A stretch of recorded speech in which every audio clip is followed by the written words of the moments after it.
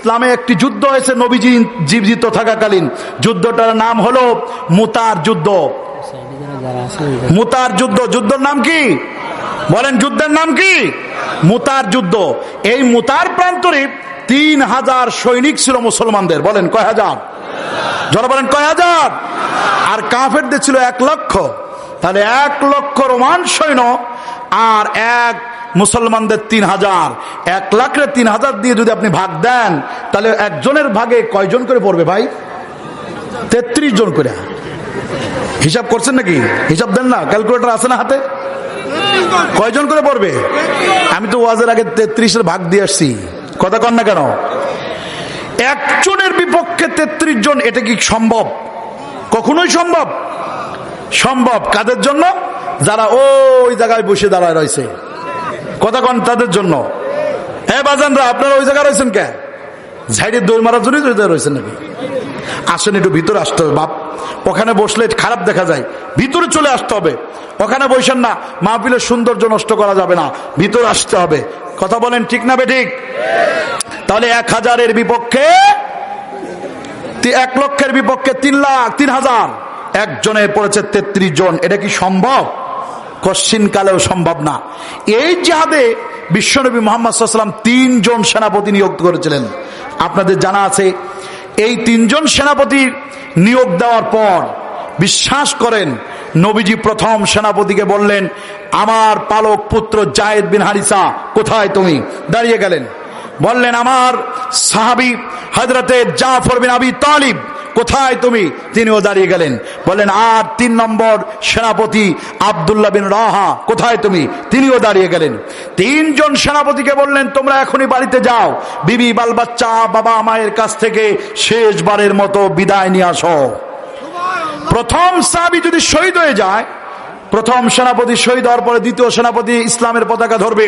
দ্বিতীয় সেনাপতি শহীদ হয়ে গেলে তৃতীয় সেনাপতি ইসলামের পতাকা ধরবে। তৃতীয় সেনাপতি শহীদ হয়ে গেলে আল্লাহ রসুল চুপ করে থাকলেন। কিছুক্ষণ চুপ করার পর নবীজি বললেন, এমন একজন ব্যক্তির হাতে ইসলামের পতাকা আল্লাহ তুলে দিবেন যার প্রতিধ্বনিতে এই মুতার প্রান্তরে আমাদের মুসলমানদের হাতে বিজয় আসবে। জোরে বলেন আল্লাহু আকবার। একটা জবান যেন বন্ধ না থাকে। ইসলামের পক্ষে যদি একটু যদি মন থাকে, ফুটফুট করে যদি ইমানি বারুদ জ্বলে থাকে, আওয়াজ দিয়ে বলেন আল্লাহু আকবার। হয়নি, এই আওয়াজ চলবে না। এই আওয়াজে কাফেররা ভয় পাবে না। আল্লাহর কসম, এখানে আওয়াজের কথা এমনি বলছি না, মাত্র 3000 সাহাবীর আওয়াজ এমন হয়েছিল, এমন তাকবীর দিয়েছিল, এমন প্রতিধ্বনি দিয়েছিল, যেই তাকবীরগুলি 1 লাখ রোমান সৈন্যের কানে 3 লক্ষ মানুষের আওয়াজ শোনা গিয়েছিল। আওয়াজ দিয়ে বলেন আল্লাহু আকবার। লিল্লাহে তাকবীর, নারায়ে তাকবীর। প্রথম সাহাবী হযরতে যায়েদ বিন হারিসা ইসলামের পতাকা ধরলেন, তিনি শহীদ হয়ে গেলেন।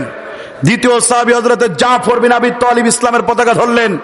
তার একটা হাতে পিছন থেকে ঘাতক এসে আঘাত করেছে।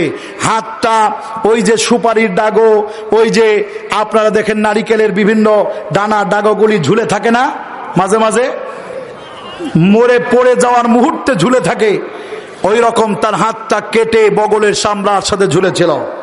হযরত আব্দুল্লাহ বিন রাহা বলছেন, আমি দেখতে পেলাম হযরতে জাফর বিন আবি তালিব তখনও ইসলামের কালিমার পতাকা উড্ডীন করে আল্লাহর রাস্তায় জিহাদ করে যাচ্ছেন।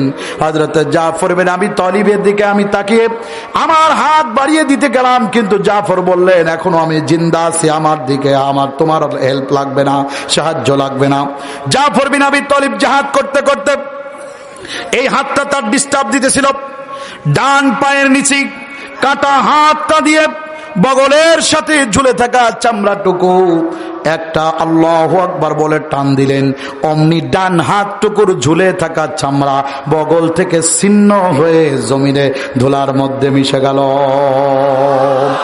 হযরত আব্দুল্লাহ বিন রাহা বলেন, আমি ঈমান দেখেছি। আব্দুল্লাহ বিন রাহা বলছেন, জাফর বিন আবি তালিবের মতো এত ইসলাম প্রিয় আর ইমানদার আমি দেখি নাই। আব্দুল্লাহ বিন রাহা বলছেন, আমি দেখতে পেলাম হযরতে জাফর বিন আবি তালিবের পিছন থেকে আর একজন ঘাতক আঘাত করলেন, তিনি জমিনের মধ্যে পড়ে গেলেন। তবু ইসলামের পতাকা তিনি ধুলাই মিশতে দেন নাই, নিজের গালের চামড়া দিয়া কামড় দিয়া তিনি ইসলামের পতাকা উড্ডীন করে রেখেছেন। এরপরে হযরতে জাফর বিন আবি তালিব শহীদ হয়ে গেলেন। আব্দুল্লাহ বিন রাহা ইসলামের পতাকা ধরলেন, তিনিও শহীদ হয়ে গেলেন। কিছুক্ষণ ইসলামের পতাকা আল্লাহর জমিনের সাথে মিশে গেল। এক পর্যায়ে আল্লাহু আকবার বলেন, নারে তাকবীর, নারে তাকবীর।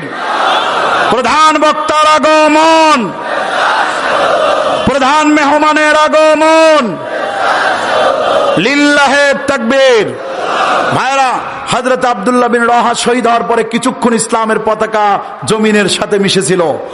একজন 22 বছরের নওজোয়ান, আর কেউ না, হযরতে রাসূল পাক সাল্লাল্লাহু আলাইহি ওয়াসাল্লামের কলিজার টুকরা সাহাবী খালিদ বিন ওয়ালিদ ইসলামের পতাকা ধরলেন এবং লিল্লাহে তাকবীরের প্রকম্পন দিলেন। 1, 2 জন 3 জন করে 3000 মুসলমানের গাল থেকে আল্লাহু আকবারের প্রতিধ্বনি এমন ভাবে ধ্বনিত হলো, 1 লক্ষ রোমান সৈন্যের কাছে 3 লক্ষ মুসলমানের প্রতিধ্বনি শোনা গিয়েছিল। বলেন লিল্লাহে তাকবীর। এই তাকবীর হবে না, আওয়াজ দিয়ে বলেন। আজকের এই কলেজ মাঠ থেকে আওয়াজ দিয়ে বলেন, এখনো লাঙ্গলবাদ, শৈলকুপা, ঝিনাইদহ, মাগুরা, শ্রীপুর, এখনো রাজবাড়িতে মুসলমানরা আছে। কথা বলেন ঠিক কিনা? আওয়াজ দেন লিল্লাহে তাকবীর। আল্লাহু আকবার। একবার এখানে